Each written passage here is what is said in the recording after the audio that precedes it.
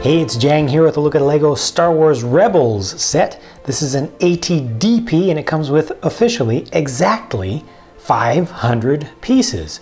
I like this vehicle in the show. I like this vehicle in universe. And I feel like LEGO has done a good job of representing it here. It should be a very, very tall thing. I do not have a ATST on hand that's built to compare this to, but I do have an AT-AT walker, so that will give you just a little bit of an idea. Obviously these are built on different scales, but it does help you to understand, that they did make this significantly larger than an ATST, and it is supposed to be something kind of in between. I think in universe the ATDP is supposed to be 50%, roughly 50% taller than an ATST. The head of this model is very nicely sculpted, just the shaping down here. It's got the right look to it if you kind of look at it as a human face. It's got the right face on it. So that is much appreciated. It's got a ton of overhang over the front, which makes it look like it's going to be something very challenging to balance, but this is very sturdy. It's got the compound angles, so it's kind of angled in towards the front and also pinched towards the top. These are printed dome pieces on the sides, which are exclusive to this set here. That was pretty important to get those actually printed, or at least to have some kind of sticker on there. I much prefer the print, especially on these round pieces. The main cannon on the nose is able to turn any kind of way, as it should, and they also put a couple of the little spring-loaded projectiles under there that they introduced last year, so you can just shoot those off by touching this from the side. You got 2 of those plus 1 spare projectile included in the set. The thing is definitely not as camera friendly from behind as from the front and from the sides, but it's not bad. There's a lot of structure that was involved in keeping this thing durable and making it actually have its center of gravity in a usable place. It's able to turn its head side to side a fair amount. I wish it could go a little bit farther, but this actually may be fairly accurate. Maybe it's supposed to go a little bit more than that, but not too much. I know that physics really are limiting this thing. And speaking of physics, the legs unfortunately are not posable. What you see is what you get. That's just it right there. Fortunately, there is some nice greebling, and they did keep them very thin. I think that they would have had to use some real serious stuff to get these to be posable. Would have needed to thicken them up quite a bit.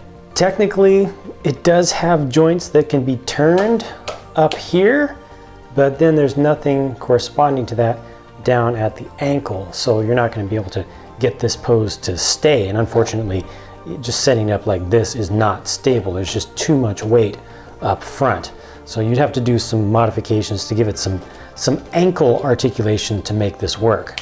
All the way up on the top of the head, there's a realistic style hatch with a sticker on the top right there, and this can be opened up by itself, but there's no good way to hold a figure there. They expect you just to kind of sit it there and let the arms really hold it in place, which actually looks just fine, but do note that he's kind of just floating about. You can also open the entire top of the whole thing to access the interior, which does have space for 2 figures to sit in there. Got to remove the side to give you a better view of that.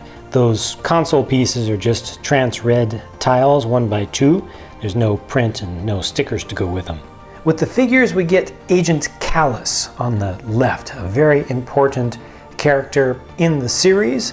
He's got his exclusive helmet mold there, and for the weapon he's got a gun stuck to a gun, which is actually a staff weapon. Looks quite different in the series, but that's okay. In the center are 2 ATDP pilots, or I think drivers would be the better term for them, and I think those are absolutely perfect. I think LEGO did a perfect job with those. They're not photorealistic. They don't look exactly like they do in the show. It's better. They look like they should as LEGO figures. I think they did as well with those as they did with the original Stormtroopers, and of course they've improved the Stormtroopers over time. Some people will disagree that they've been improved, but regardless, However you look at it, I think that these guys look great. And then they also include one of the newest versions of a Stormtrooper. Again, that's debatable. Some folks will like them, some folks will not. The Stormtrooper has an angry clone head underneath. I just want to show you what all we have going on here. Agent Kallus does have an alternate face to him, and both sides of the face have his trademark sideburns. They've got him looking maybe even a little more like a real standard figure than the norm. I guess it's about appropriate. It's really good what they've done with the sideburns, the facial hair. It's just perfect. It really defines him. And you can see that the ATDP pilots look really funny with no helmet on, but it's what they needed to do to get that shape. I appreciate it. So respectable figures and a good sturdy main build that looks great on display. Just a shame that you're not able to pose those legs though. Please do let me and other viewers know what you think about this set though, what your personal opinions are about it, whether you like it or you dislike it. It would also be great if you could share the reasons why you like it or dislike it. I hope that this was a good video for you. I hope that it was informative, showed you the angles that you needed to see. If there was anything missing that you wish you could have seen, please do also comment about that. I always appreciate constructive criticism and feedback. And certainly I hope that you will stick around to check out more of my videos because more of them are on the way. Talk to you again soon.